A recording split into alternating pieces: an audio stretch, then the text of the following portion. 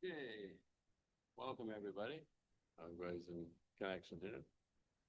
And the Committee of Adjustment meeting for May the 14th, 2025 will now come to order.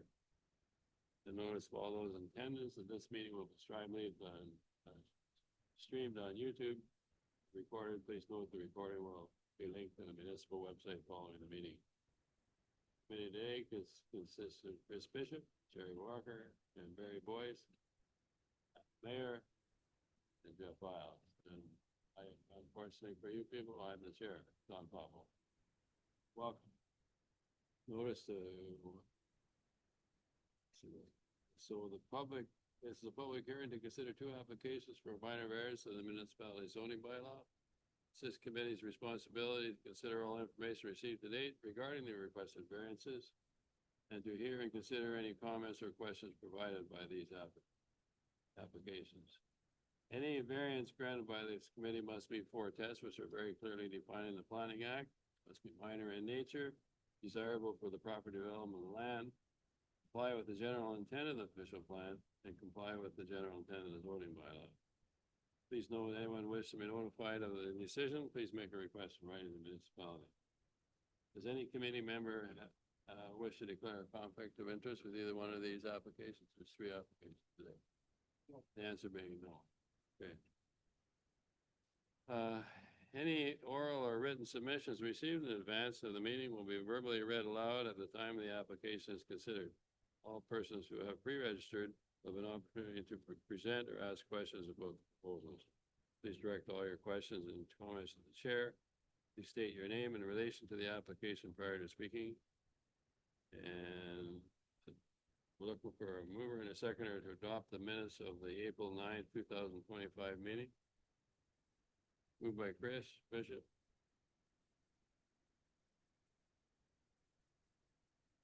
Seconder, Barry Boyce.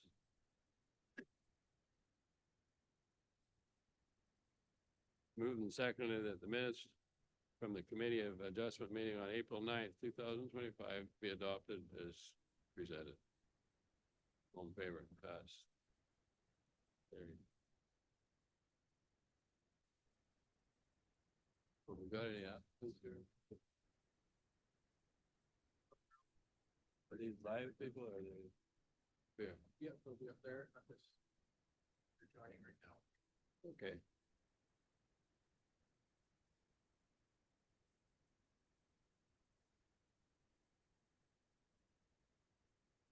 Hi, Jody. Can you unmute your mic and show your video?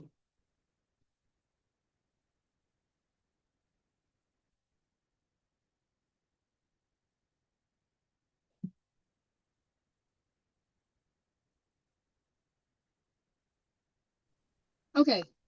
Yeah. Is that working now? Yep, we can see you.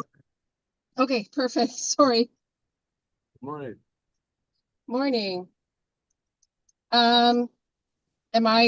Is this my chance to speak or do I wait till you come up with my minor variance application?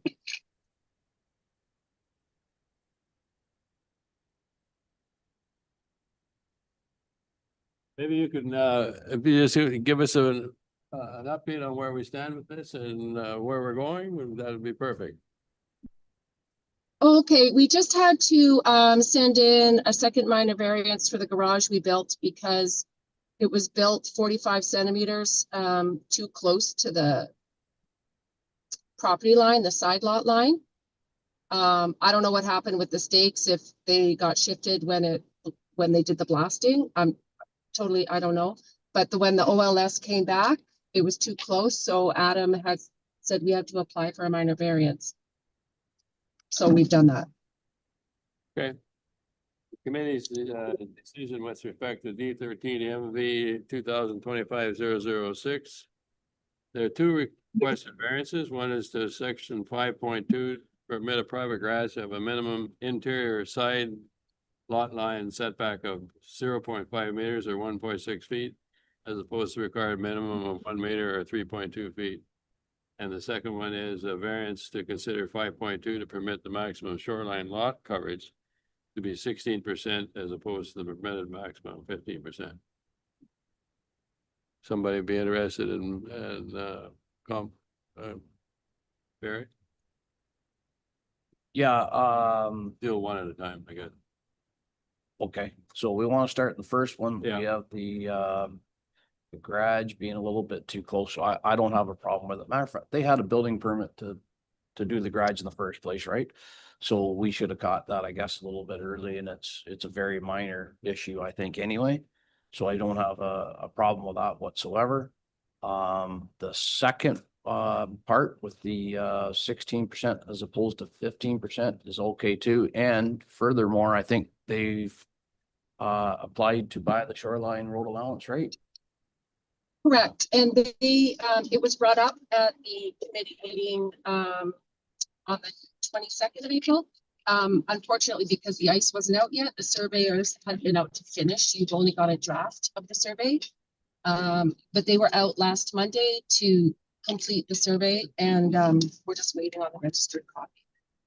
Okay, so that point's gonna become mute anyway, right? When they buy that. So as far as I'm concerned, have you looked at all your conditions and everything in here?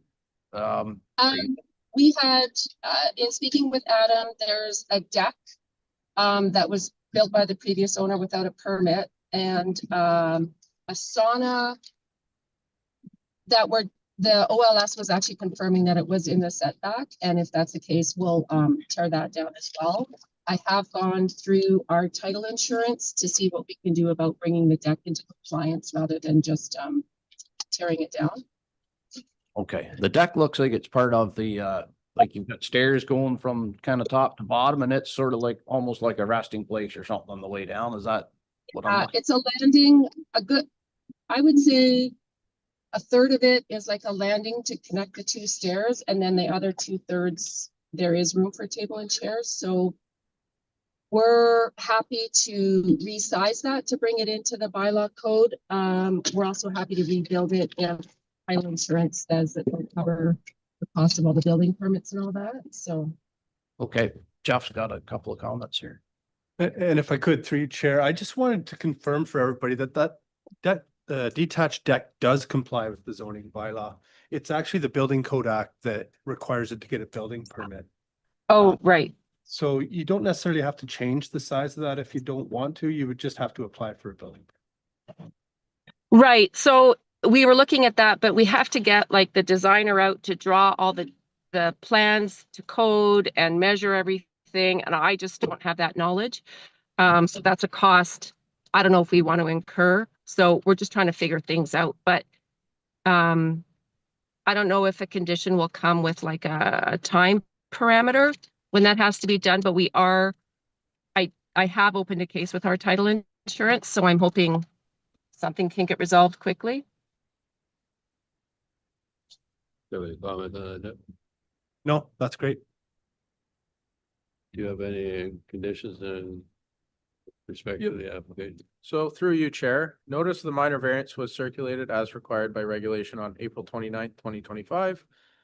No comments have been received. And should the committee decide to grant the requested variances, the following conditions would be appropriate. So condition number 1, these variances apply to a seasonal dwelling, garage, and sauna as shown generally on the property sketch dated April 4th, 2025. Condition number 2, the County of Haliburton Shoreline Tree Preservation Bylaw 3505 applies. Condition number 3, during construction, proper site preparation and construction methods are to be used to prevent sedimentation of the adjacent lake.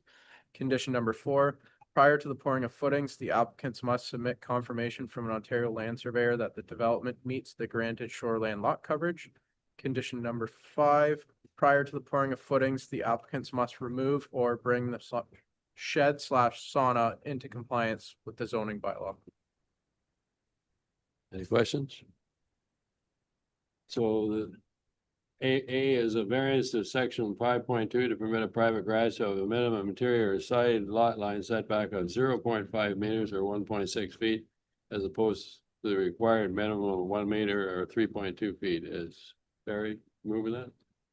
It's moved by Barry Boyd, seconded by Charles Walker. All in favor? Motion is carried. There is a 20-day waiting period, appeal period, so just don't do anything for 20 days and you're all set to go.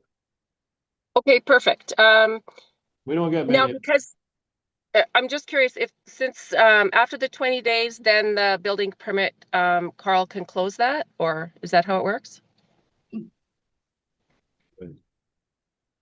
Yeah, that should be fine. Right now, he can't finalize it because it doesn't comply with the zoning bylaw, but after that, he should be good. Okay. All right, perfect. So that's all you need from me? That's all we need. Thank you very Okay. much. Thank you. Have a great day. There. Well, we gotta do B. Okay, yeah, we didn't do that. Variance of section 5.2 to permit the maximum shoreland lot coverage to be 16% as opposed to the permitted maximum of 15%. Yeah. Moved by Barry, seconded by Gerald. All in favor? Motion is carried on both ends. Okay, number 2.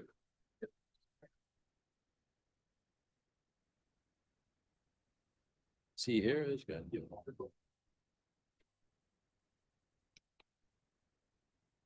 Well, we're up there anyway. Yeah.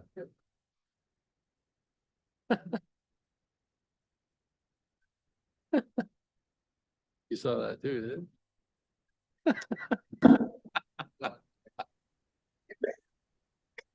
So I get my shirt sorted out.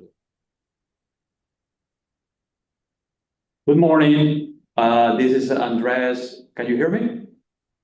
Yes, we can hear you. This is Andres Pons, Alex Forshu from Forshu Design Associates in Port Carlin. We're here to represent our clients for the minor variance application. Thank staff for the report, and we're here to answer any questions that you might have. Okay, you're asking for a variance to section 5.2 to permit a maximum lot coverage of 19% as opposed to the permitted maximum of 15%. And the second one, the variance to section 5.2 to permit a maximum shoreline lot coverage to be 19% as opposed to the permitted 15%. Any questions with respect to?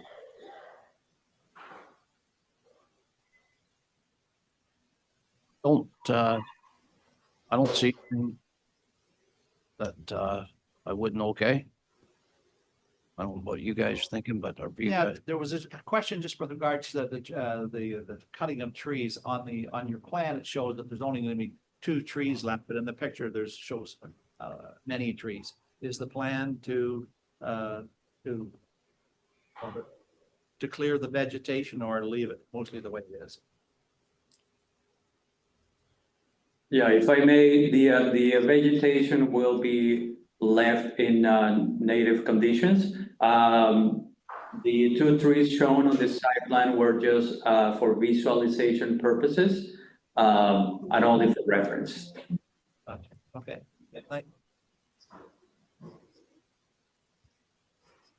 Jeff, you want to bring it? So through you, Chair, notice the minor variance was circulated as required by regulation on April 29th, 2025. The following comments have been received. So we received an email from the chief building official. He outlined that the site plan only identifies 2 trees to remain. He mentioned that the vegetation within the water setback shall remain, which I believe was just covered through discussion. Should the committee decide to grant the requested variance, the following conditions would be appropriate. These variances apply to a seasonal dwelling as shown generally on the property sketch dated April 15th, 2025 and attached to the decision. Condition number 2, the County of Haliburton Shoreline Tree Preservation Bylaw 3505 applies. Condition number 3, during construction, proper site preparation and construction methods are to be used to prevent sedimentation of the adjacent lake. Condition number 4, prior to the pouring of footings, the applicants must submit confirmation from an Ontario land surveyor that the development meets the maximum lot coverage and shoreline lot coverage as granted by the committee. Condition number 5, prior to the pouring of footings, the shed located within the minimum water setback shall be removed or brought into compliance with the zoning bylaw. And lastly, condition number 6, the shoreline shall be maintained in a natural state using native vegetation. Buffers and clearing are permitted as per the site alteration bylaw. People okay with those requirements? Are you okay with what he's had to say? We're okay. Okay. Let's do this. Jerry, Gerald, Okay, I'll make a motion that we grant the decision as presented. Second that.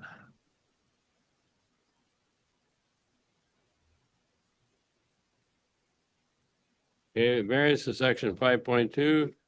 Or section 5.2 to permit a maximum lot coverage would be 19% as opposed to permitted maximum of 15%. Granted. Carried. And variance to section 5.2 to permit the maximum shoreline lot coverage to be 19% as opposed to permitted maximum of 15%. Carried. Granted. Thank you, staff. You're good to go. There's a waiting period of 20 days where any decision made by this committee can be objected by other people, so. We don't expect this to be a problem, so, but stick with the 20 days and we'll have a less hassle. All right. Thank you very much for your time. Thank you for your cooperation. Bye now. Carried.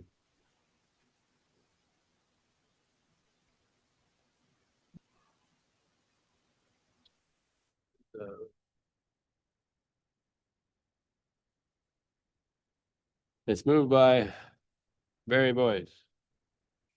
Seconded by Chris Bishop. Be resolved, the meeting now be adjourned at 11:17 a.m. Thank you for your cooperation and your attendance.